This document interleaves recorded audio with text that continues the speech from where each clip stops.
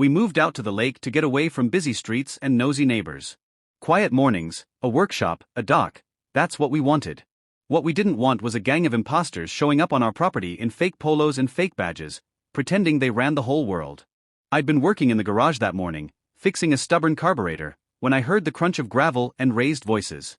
I opened the door and there they were, 3 men in matching black polos, cheap security patches tacked on, sunglasses, the whole awful fake authority vibe. One of them shoved past me like he owned the place, and before I could spit out a single question he swung a fist. I went down hard. My legs snapped under me with a pain like someone had lit a bonfire under the bone. They laughed. They rifled the house looking for anything useful, yelling that the HOA had revoked my rights and taken back the property. I remember slicing my hand on the workbench, grabbing at the phone, and thinking about the guy on the porch with a stupid grin and a belt holster that wasn't a real badge.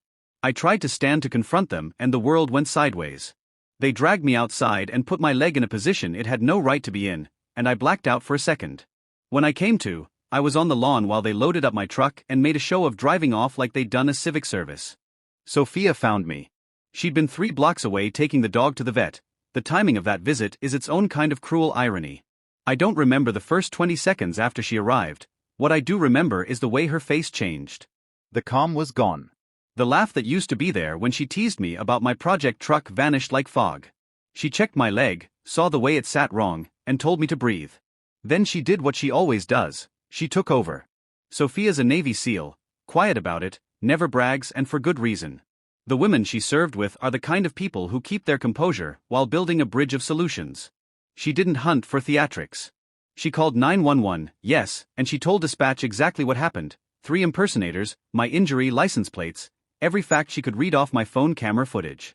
Then she told me to stay put, and she left to do the other work, the heavy methodical work of putting names and faces to a crime. I expected her to call in favors and lawyers and the kind of polite, bureaucratic muscle that keeps people from getting away with scallops of audacity. What I didn't expect was how fast she moved, how many dominoes she knocked over before noon. She had footage from the doorbell and from a neighbor's ring. She pulled license plate snippets, and within an hour she had 2 of the plates tied to local guys with tied to other cases' histories. She ghosted the calls to their security company, and found a P.O. box, a burner email, and an address that led to a storage unit. Meanwhile the sheriff's deputies arrived, and I remember the sheriff's face when he saw my leg. Whoever did this had no clue they'd aggravated the wrong family.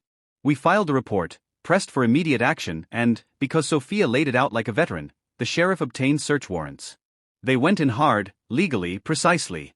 Storage unit doors clanged open, cheap polos, fake patches, and a stack of forged HOA letters were found.